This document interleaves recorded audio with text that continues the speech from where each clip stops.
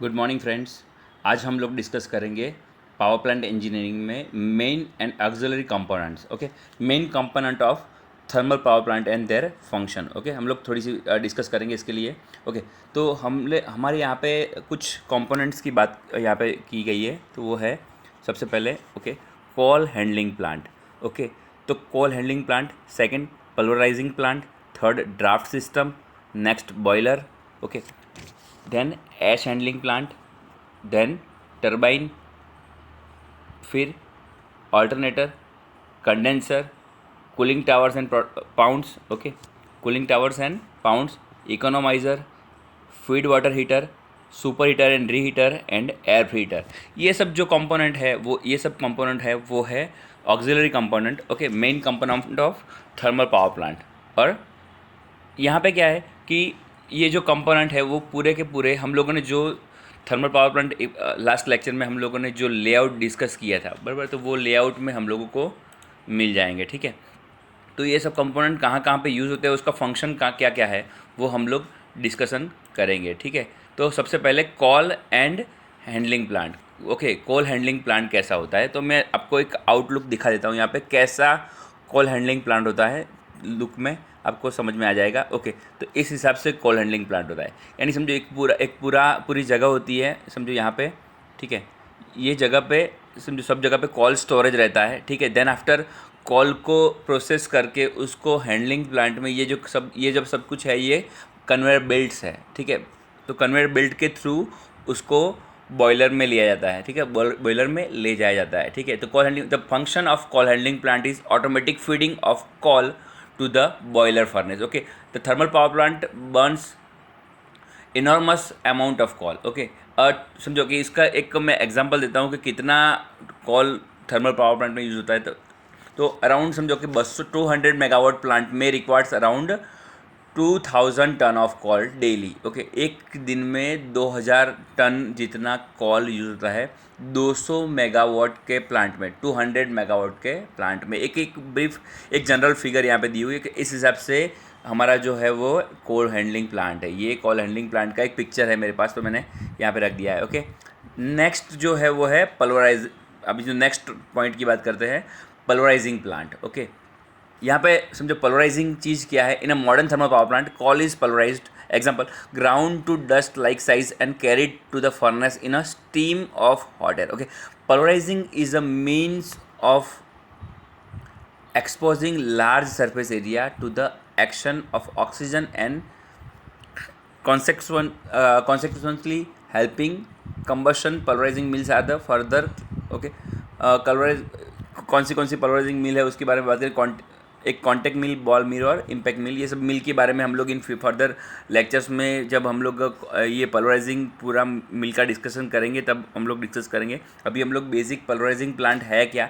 Actual में समझो call वो अनइवन साइज़ का होता है, ऐसे हम लोग कॉल अनइवन साइज़ का होता है। ठीक है, तो उसको रिक्वायर्ड साइज़ में पल्वराइज करना पड़ता है। ठीक है, तो जिसके कारण क्या होगा कि मैक्सिमम ऑक्सीजन उसको बर्न करने में मिले सब जगह पे। ठीक है, पूरे एरिया में मैक्सिमम ऑक्सीजन, जितना अच्छा ऑक्सीजन मिलेगा फर्नेस में उतना ही अच्छा हमको क्या मिलेगा, उतना ही अच्छा हमको यहाँ पे हीट जनरेट होगी। ठीक है, ये पल्वराइजिंग प्लांट का क्या है, प्लांट का काम क्या है, उसका फंक्शन क्या है।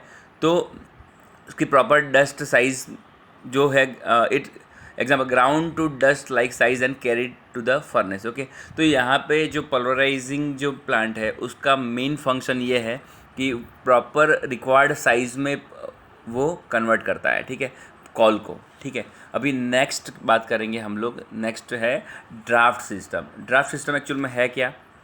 ओके, तो ड्राफ्ट सिस्टम की बात करेंगे। The circulation of air is caused by a difference in pressure. Okay, तो एयर सर्कुलेशन की एक सिंपल डेफिनेशन है बराबर कि प्रेशर डिफरेंस। ओके, तो draft is a differential pressure, okay, out atmosphere and outside in the boiler. Okay, between atmosphere and inside the boiler. Okay, तो draft system क्या है कि प्रेशर डिफरेंस है कहाँ पे, एटमॉस्फेयर और inside to the boiler. Okay, तो draft का काम क्या है कि प्रॉपर एयर अंदर मिले, प्रॉपर एयर समझो मिले, इसलिए क्या करना पड़ता है, उसको नेगेटिव प्रेशर जनरेट करने के लिए या तो पॉजिटिव प्रेशर जनरेट के लिए, एयर को बाहर निकालने के लिए और या तो एयर को अंदर लाने के लिए समझो कि प्रॉपर ड्राफ्ट सिस्टम चाहिए। उसमें दो तरीके की ड्राफ्ट है, एक नेचुरल ड्राफ्ट और एक मैकेनिकल ड्राफ्ट। ओके, दो तरीके की ड्राफ्ट होती है। नेचुरल ड्राफ्ट और मैकेनिकल ड्राफ्ट के बारे में हम लोग इन फ्यूचर, अभी समझो डीप में सब कुछ चैप्टर में हर एक चीज़ें अंदर है, इन फ्यूचर बराबर हम लोग स्टडी करेंगे। अभी ड्राफ्ट क्या है उसके बारे में हम लोगों ने थोड़ा डिस्कस कर लिया, ठीक है। अभी नेक्स्ट है वो है एश हैंडलिंग प्लांट। ओके, तो एश हैंडलिंग प्लांट जो है उसके बारे में हम लोग बात करेंगे। एक्चुअल में एश हैंडलिंग प्लांट है क्या, बराबर। ओके, अभी ये बात करेंगे एश हैंडलिंग प्लांट। तो समझो थोड़ा सा डिस्कस करेंगे अभी हम लोग। Okay, the percentage of ash in a coal varies from 5% in good quality. Okay, और पुअर क्वालिटी अगर है कोई कॉल की, बराबर, तो उसमें जनरली होता है अराउंड 30 to 40% एस। ओके, तो यहाँ पे जो इंडियन, लास्ट टाइम हम लोग ने डिस्कस ऐसा किया था कि इंडियन जो कॉल है उसमें अराउंड 30% जितना एश कंटेंट होता है, ठीक है। तो power plant generally use a poor quality of coal in India. Okay, thus amount of ash produce by it is pretty large. Okay, तो जैसी जितनी समझो कि इंडिया में हम लोग समझो यहाँ पे जितनी हम लोग लो क्वालिटी का कॉल हम लोग यूज़ करेंगे उतनी ही ज़्यादा अमाउंट में क्या होगा, ऐश प्रोड्यूस होगी। ओके, तो एक समझो कि एक लमसम एक यहाँ पे एक आंकड़ा है, एक फिगर है कि 2000 मेगावाट का प्लांट है, बराबर। A modern 2000 megawatt plant produce about 5000 tons of ash daily. Okay, यहाँ पे 5000 टन रेगुलर डेली अगर 2000 मेगावाट प्लांट का कोई समझो कि पावर प्लांट है तो वो इतना प्रोड्यूस करता है, ठीक है।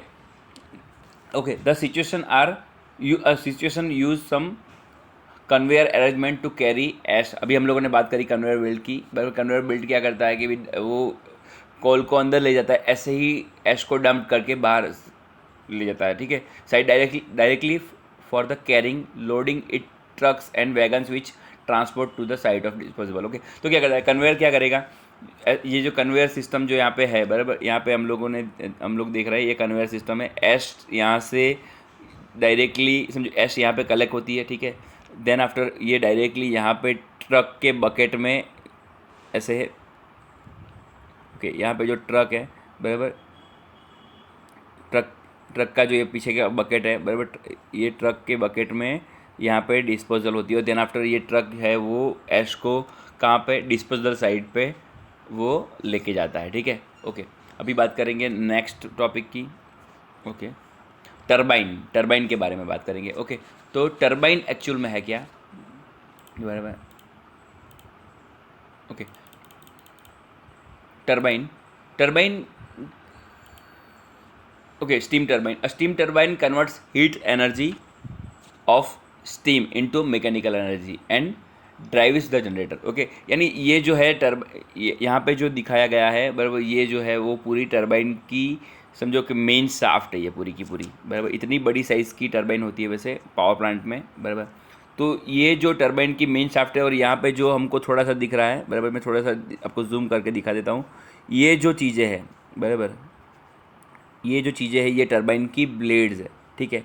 ओके, तो ये सब यहाँ पे ब्लेड है, यहाँ पे जो ये हम लोगों को यहाँ पे दिख रही है वो सब टरबाइन की ब्लेड है। ओके, तो समझो कि अभी जस्ट बोला it use the principal that steam when issuing from a small opening attends a high velocity.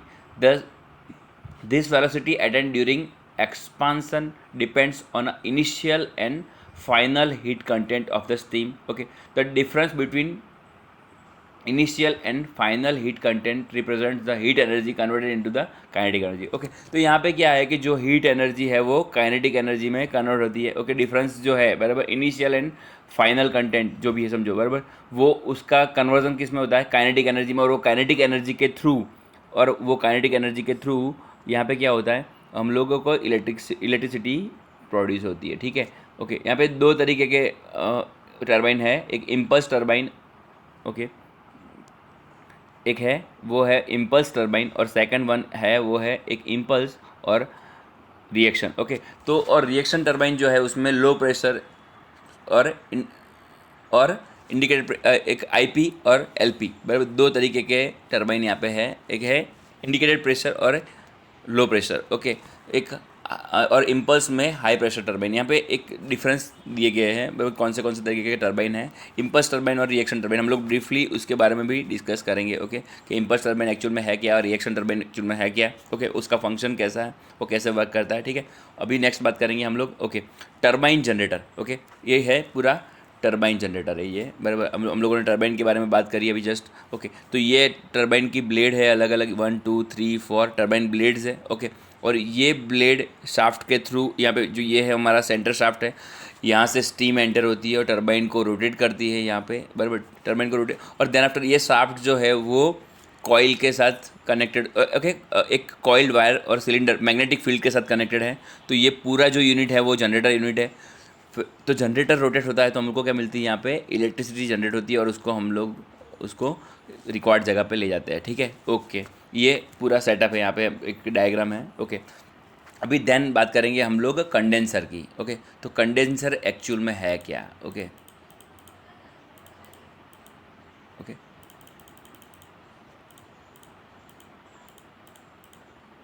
Turbine condenser, okay. तो कंडेंसर का फंक्शन क्या है, ओके। कंडेंसर यहाँ पे हम लोगों को फिगर में दिख रहा है, ओके। तो कंडेंसर है क्या एक्चुअल में, ओके। तो steam after rotating steam turbine comes to condenser, okay. तो कंडेंसर के नाम में ही लिखा हुआ है कंडेंसर, तो उसका काम क्या है, ठंडा करना काम है, ओके। वो कंडेंस करता है स्टीम को, ओके। तो condenser refers here the shell and tube, यहाँ पे ये जो दिख रहा है वो है shell and tube heat exchanger है, ओके। तो कंडेंसर एक हीट एक्सचेंज भी है, ओके। तो okay, installed at the outlet of every steam turbine in thermal power station of utility companies generally, okay. तो क्या है कि ये जो है ये shell and tube heat exchanger है, ओके। और वो आउटलेट पे लगाया जाता है। दस द कंडेंसर है heat exchanger which convert steam from its gaseous to liquid state, okay. तो कंडेंसर का काम क्या है, ओके। यहाँ से समझो कि एक यहाँ पे फिगर में पूरा का पूरा दिख रहा है, ओके, कि ये जो है वो स्टीम यहाँ से एंटर होती है, ओके। स्टीम ऐसे यहाँ पे रोटेट करती है ऐसे करके और आउटलेट से बाहर निकलती है, ठीक है। तो यहाँ जो है वो गैसियस फॉर्म, स्टीम जो होती है वो गैसियस फॉर्म में होती है।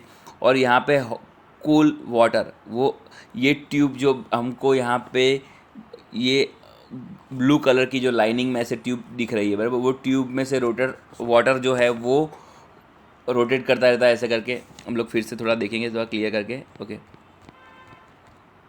ओके। तो ये जो हॉरिजॉन्टल लाइनिंग जो है, बराबर, जो ब्लू कलर वाली, बराबर, हॉरिजॉन्टल लाइनिंग है, बराबर, ओके, उसमें वाटर सर्कुलेट करता है, बराबर।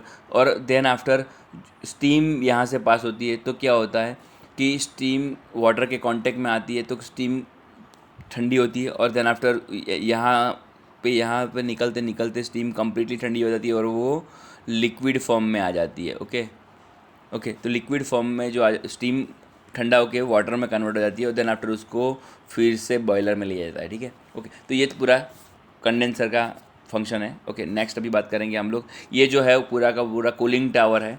कूलिंग टावर हम लोगों ने काफ़ी सारी जगह पे हम लोग ऐसे बड़े बड़े समझो पाइप जैसे दिख रहे हैं हमको दिखते हैं, वो पावर प्लांट जहाँ पे होता है वहाँ पे। तो ये जो है वो है कूलिंग टावर है, ओके, कूलिंग टावर, बराबर। कूलिंग टावर में क्या होता है कि भी स्टीम्स, ओके, कूलिंग टावर में जो है वो स्टीम यहाँ से आती है, बराबर, स्टीम उसकी लाइट वेट के कारण वो ऊपर की तरफ जाती है स्टीम, बराबर। और देन आफ्टर उसके ऊपर वाटर का स्प्रे किया जाता है और वो स्टीम ठंडी होकर फिर से नीचे पाउंड में गिरती है, ठीक है। तो इसलिए पाउंड में गिरती है और देन आफ्टर इसको बॉयलर में ले जाता है, ठीक है, ओके, ओके। इकोनोमाइज़र का काम क्या है, मैं थोड़ा सा आपको समझाता हूँ, okay. Condenser, okay, economiser, fuel gases coming out from the boiler carry a lot of heat. जो बॉयलर में से जो फ्यूल गैसेस जो बाहर निकलते हैं उसके पास भी ऑलरेडी बहुत सारी हीट होती है, बराबर। तो क्या जो हीट जो बाहर निकलती है, ठीक है, उसके साथ एक इकोनोमाइज़र कनेक्ट किया जाता है। तो economiser extracts a part of this heat from the fuel gases, उसमें से शक कर लेती है हीट को, ठीक है, and it from the heating feed water, okay. और फीड वाटर को हीट, वो जो बाहर निकलने वाली जो हीट है, बराबर, बाहर निकलने वाली जो गैसेस है उसको इकोनोमाइज़र के थ्रू, इकोनोमाइज़र एक ऐसा पाइपिंग, जैसे हम लोग कंडेंसर है उस तरह के तरीके का ही इकोनोमाइज़र एक डिवाइस होता है, बराबर, कि वहाँ से जो समझो कि फ्यूल गैसेस है वो फीड वाटर को हीट करने के लिए हम लोग यूज़ कर लेते हैं। तो इसमें क्या होता है, उससे उसके कारण अगर समझो कि ऑलरेडी प्री हीटेड वाटर हम लोग अगर बॉयलर में भेजें तो क्या होता है कि इतना टेम्परेचर कम राइज करने की ज़रूरत पड़ती है, यानी ऑलरेडी हमारे पास टेम्परेचर वाला जो वाटर हम लोग बॉयलर में फीड करते हैं, तो उसका बेनिफिट ये रहता है कि हमको इतना कम टेम्परेचर उतना उतना जल्दी उसको समझो कि उतना कम टेम्परेचर देने की ज़रूरत पड़ती है। तो उसका बेनिफिट ये है कि अल्टीमेटली बॉयलर की एफिशिएंसी बढ़ती है। ये जो हमारा है वो है इकोनोमाइज़र है। ये बॉयलर इकोनोमाइज़र जो फीड वाटर टैंक है, ये बराबर फीड वाटर टैंक में इकोनोमाइज़र चिमनी के पास में लगा हुआ होता है, ठीक है। ये है हमारा इकोनोमाइज़र। तो चिमनी में से जो हॉट गैसेस निकलते हैं बराबर, तो वो इकोनोमाइज़र थ्रू हीट लेता है और यहाँ से वो बॉयलर में ले आया जाता है, ठीक है, ठीक है, ओके। अभी नेक्स्ट बात करेंगे हम लोग, ओके, रीहीटर, बराबर।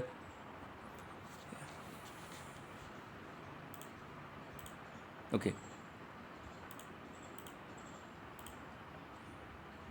तो रीहीटर जो है बराबर, some of the heat of super heated steam is use to rotate the turbine where it, समझो कि यहाँ पे लो, समझो कि बहुत सारी हीट प्रोड्यूस हो रही है बराबर, तो कुछ हीट है उसको क्या करते हैं कि रीहीट करने के लिए हम लोग यूज़ कर लेते हैं turbine where it lose some of its energy. Okay, reheater is also steam boiler component. Okay, ये स्टीम बॉयलर का एक कंपोनेंट है which heat is which heat is added to this intermediate pressure steam, okay, which has give up some of the energy in expansion through the high pressure turbine. Okay, the steam after reheating is used to rotate the second steam turbine where the heat is converted to mechanical energy. Okay, this mechanical energy used to run the alternator which coupled to the turbine. Okay, तो ये जो पूरा जो area है वो है, यहाँ पे जो फिगर में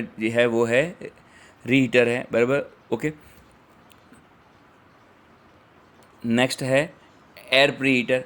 एयर प्रीहीटर का काम क्या है बराबर, सेम जैसे हम लोग समझो इकोनोमाइज़र क्या करता है कि बॉयलर जो फीड वाटर को प्री हीट करता है, ठीक है, फीड वाटर जो है उसको हीट करता है। ऐसे ही बॉयलर में समझो कि जैसे वाटर का यूज़ होता है ऐसे ही एयर का भी यूज़ होता है। समझो क्या करने के लिए, उसको कॉल को बर्न करने के लिए प्रॉपर ऑक्सीजन की ज़रूरत पड़ती है। तो after fuel gases leave economiser some future heat can be extracted from and used to heat incoming air. Okay, तो ऐसे ही जो इनकमिंग एयर है, जो एयर समझो हम लोग बॉयलर में ले जाने वाले हैं उसको हीट देने के लिए उसको समझो यहाँ पे जो फ्यूल गैसेस इन और फ्यूल गैसेस आउट, ऐसे ही यहाँ पे जो एटमॉस्फेरिक एयर अंदर आती है और जो फ्यूल गैसेस है जो बराबर वो उसको यहाँ से पास किया जाता है। देन आफ्टर क्या होता है कि sorry hot air in hot air, okay, fuel gases out. Okay, तो हॉट एयर को पासिस किया जाता है और उसको गर्म किया जाता है। ओके, तो cooling of the fuel gases bye 20 degree centigrade increase the plant efficiency of 1%। Okay, अगर हम लोग जो फ्यूल गैसेस है बराबर, ओके, जो फ्यूल गैसेस है बराबर उस जो हॉट एयर है जो एयर को प्री हीट करके अगर हम लोग 20 डिग्री भी समझो कि उसको ज़्यादा गर्म कर दे, ठीक है, तो हॉट अंदर हम लोग भेजें